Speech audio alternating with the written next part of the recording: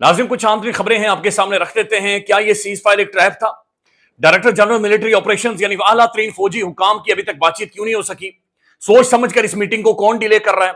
फिर यह भी आपके सामने रखेंगे कि क्या जो हिंदुत्व नजरिए के प्रचारी हैं या जो मोदी कसाई है या गुंडा है, ये रीग्रुप कर रहा है, दोबारा से पाकिस्तान पर अटैक करेगा। ये सब कुछ आपके सामने रखते हैं, लेकिन पहले नाज़रीन, इंडिया के अंदर बगावत हो गई है, खौफनाक किस्म की अवामी बगावत हो गई है और इंडिया के अंदर मोदी को गधा, खोता, पता नहीं क्या क्या लिटरली कहा जा रहा है। मैं आपको सब सुनवाऊंगा, लेकिन उससे पहले बताया जा रहा है कि 40% हमारे ऐसे देखने वाले लोग हैं जिन्होंने हमें सब्सक्राइब नहीं किया हुआ। बराए मेहरबानी सब्सक्राइब करें और आपकी प्रेजेंस जरूरी है। हम एक फैमिली के तौर पर आगे चल रहे हैं, लिहाजा आपकी प्रेजेंस जरूरी है। नाज़रीन, सबसे पहले ये वीडियो देखें, इसके अंदर बाकायदा से ये इंडिया की प्रोमिनेंट पर्सनैलिटी ये करें कि मोदी मट्टी का शेर है, ये मट्टी का शेर है, ये सुन लें। नाम नरेंद्र, काम सरेंडर। जब ये प्रधानमंत्री बने थे, देश में ये शेर बनते हैं, दहाड़ते हैं, हम पर दहाड़ते हैं, बाहर जाते हैं, मालूम पड़ जाता है ये तो मिट्टी का शेर है। तो ये मिट्टी का शेर देश का प्रधानमंत्री है, कोई बात नहीं, देश ने चुना है, मान लेते हैं, लेकिन देश की छवि के साथ खिलवाड़ करने का काम मिट्टी के शेर को हम नहीं कर सकते। नाज़रीन, एक और नौजवान को देखें, ये इंडियन सड़कों पर है और ये कह रहा है मोदी कायर है, इसने हमारी इज्जत को धज्जियां उड़ा दी हैं, ये नंगा कर गया पूरी दुनिया के सामने, ये पूरी दुनिया के सामने हमें जलील करवा गया। इस नौजवान को सुन लें कि देश का प्रधानमंत्री कायर है, वो झुक गया, वो अमेरिका के सामने झुक गया और कहता था कि 56 इंच सीना है, लाल आंख दिखाएंगे तो भाग जाएंगे। कहाँ है 56 इंच सीना, कहाँ है लाल आंख? नाज़रीन, इस जवान पर तो आपको खुद भी तरस आएगा, शायद रोना आ जाए। ये कहता है भारत की छवि खराब हो गई है, यानी मोदी का सब कुछ बर्बाद हो गया। ये कहता है भारत की छवि खराब हो गई है। इस नौजवान को भी सुन लें। भारत देश की छवि को खराब किया है, हमारे पूरे विश्व के अंदर, अंतरराष्ट्रीय पैनल के ऊपर, अंतरराष्ट्रीय स्तर के ऊपर भारत की लोकतंत्र की चौथी मीडिया कहे जाने वाली देश की गोदी मीडिया, जो वर्तमान में मोदी मीडिया बन चुकी है, उसने भारत की छवि को बहुत धूमिल किया है। झूठी खबरें चलाई, झूठी खबरें प्रसारित किए, झूठे वीडियो प्रसारित किए।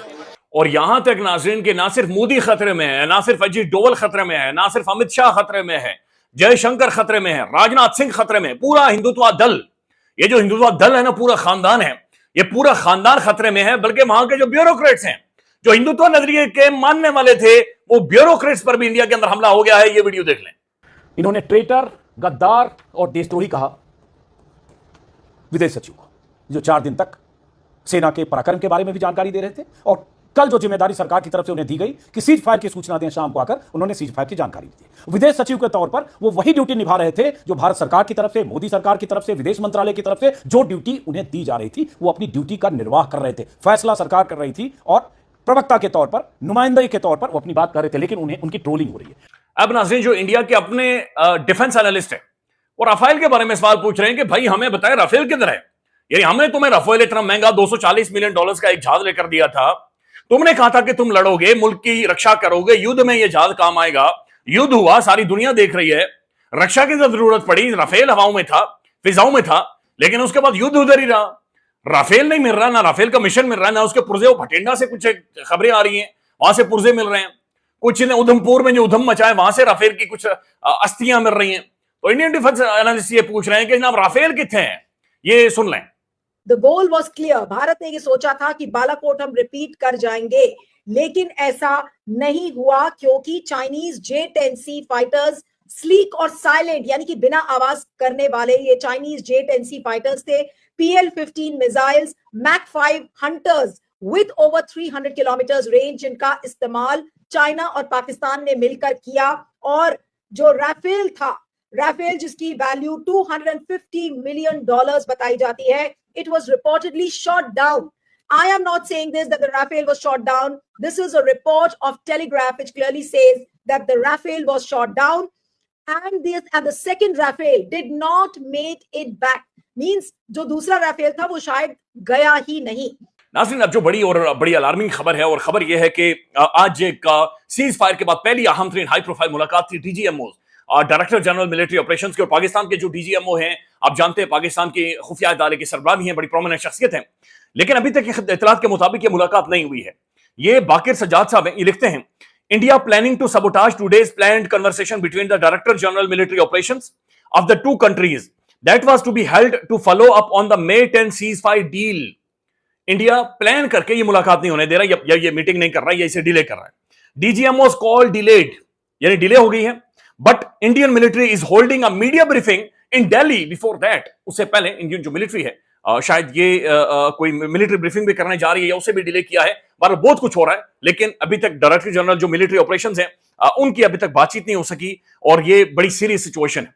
जफर हिलाली साहब जो कि बड़ी प्रोमिनेंट शख्सियत है, लिखते हैं एज आई हैड सरमिस्ड, ये लिखते हैं India agreed to a 12 days ceasefire only to regroup. ये जो हिंदुत्व हैं, ये जो हिंदुत्व नजरिए के प्रचार हैं, इन्होंने 12 दिनों का जो सीज फायर अमेरिका बड़े अबू के कहने पर किया है, ये सिर्फ इसलिए किया है ताकि ये रीग्रुप कर सके, restock and reassess targets. When this pause is over, Indian air force will resume with attack on the rear Pakistani air force basis. कि ये पीछे से छुरा घोंपेंगे। जब ये सीज फायर 12 दिनों का खत्म होगा, ये रीग्रुप करके दोबारा से पाकिस्तान पर बाकायदा से हमला करेंगे और ये एयरफोर्स पर हमला करेंगे। Above this confirmed by the US state defence and pentagon, कि वो कह रहे हैं कि ना पेंटागन डिफेंस और यूएस स्टेट डिपार्टमेंट भी इस चीज को कंफर्म कर रहा है कि इंडिया रीग्रुप करके दोबारा से आगे। देखिए, इंडिया रीग्रुप करके आया, चौथी दफा रीग्रुप करके आया। ये बात बड़ी ऑब्वियस हो गई है कि J-10C हवाओं में है, J-17 थंडर हवाओं में है, ये मारे जाएंगे और ये इतने खौफनाक तरीके से मारे जाएंगे कि अभी मेरे ख्याल में थोड़ा सा लिहाज रख दिया है, नहीं तो ये 15-16 राफेल की जो लाशें हैं या जो इनकी अस्थियां हैं, ये जगह जगह पर पड़ी रहती। पाकिस्तान जानता है कि जनाब ये सारी चीजें किस तरह से हुई हैं और क्या सूरत हाल बनी है। नाज़रीन, मजीद कुछ चूंकि अपडेट्स आ रही हैं, नजम सेठी साहब का क्लिप है और ये माजी का क्लिप है, ये आप बराए मेहरबानी सुन लें, ये माजी के हालात के हवाले से सुन लें। पाकिस्तान एंड PLA और भी ज़्यादा क्लोज रिलेशनशिप होगी और चाइनीज़ टेक्नोलॉजी ट्रांसफर्स जो हैं बड़ी रैपिडली होंगे पाकिस्तान को। China will treat Pakistan literally as its passport to the rest of the world. और पाकिस्तान की वो अहमियत जो 1950s और 60s और 70s और 80s में अमेरिका के लिए थी, वो अहमियत अब चाइना के लिए होगी। और पहले ये था कि सवाए अमेरिका के हथियार और पैसे वही दे सकता है और हमें सख्त दोनों की ज़रूरत थी। अब आगे जाके नज़र ये आ रहा है कि पैसे भी और हथियार भी हमें अफलोट रखने के लिए वो चाइना से मिलेंगे। नाज़रीन, दुनिया में ये भी बातचीत की जा रही है कि असल में जो चाइनीज हथियार थे या चाइनीज जहाज थे, चाइना को इससे बेहतर लोग या शख्सियात नहीं मिल सकते थे जो पाकिस्तान के अंदर चलाए गए, बल्कि ये एक इंडियन एनालिस्ट, बल्कि प्रोमिनेंट ये मिलिट्री शख्सियत है, ये क्या बात कर रही है सुन लें। With people who can handle this Chinese equipment better than the Chinese. Yeah. This is something which we should not let go. The Chinese don't know how to handle all this. I mean, in fighting. I've always maintained between the Pakistani and the Chinese, I'd prefer to fight the Chinese than the Pakistani. Because the Pakistani is good at fighting. नाज़रीन, अब India के अंदर जो सबसे ज्यादा अहम तरीन सवाल हो रहा है और वो डिप्लोमेटिक सवाल हो रहा है और वो सुब्रमण्यम जयशंकर उसके साथ हो रहा है। जयशंकर को देखिए, हमने भी बहुत ऊंचा रेट किया, डिप्लोमेटिकली इंडिया बहुत आगे निकल गया है, लेकिन अब जो कहानी निकल कर सामने आई है, अब लोग ये पूछ रहे हैं कि डियर जयशंकर साहब, out of 25 countries in the IMF panel, IMF का जो एग्जीक्यूटिव बोर्ड है 25 ममालिक है, not only 1 country stood with India, एक भी मुल्क इंडिया के साथ नहीं खड़ा। और ये बात ध्यान में रखेंगे, इसी जंगी हालात के दौरान IMF ने पाकिस्तान का जो पैसे हैं पाकिस्तान को दिए हैं, डॉलर्स पाकिस्तान को दिए हैं, पाकिस्तान को किस्त दी है। We were the only nation to abstain from approving a $2.5 billion loan to Pakistan. India पूछ रहा है कि 25 ममालिक में से सिर्फ इंडिया वाहिद मुल्क था जिसने abstain किया कि पाकिस्तान को $2.5 बिलियन का कर्ज ना दिया जाए, even after it carried out terror attacks on Indian soil. यानी हमें मारा गया, फिर उसके बाद कुटा गया, फिर उसके बाद मजीद कुटा गया, जंग के दौरान ये सारा IMF का लोन आया है। तो सवाल ये पूछा जा रहा है कि जनाब ये क्या चक्कर है, ये किधर था इस वक्त, जयशंकर किधर था और इसने क्यों सारी चीजों को नहीं रोका है।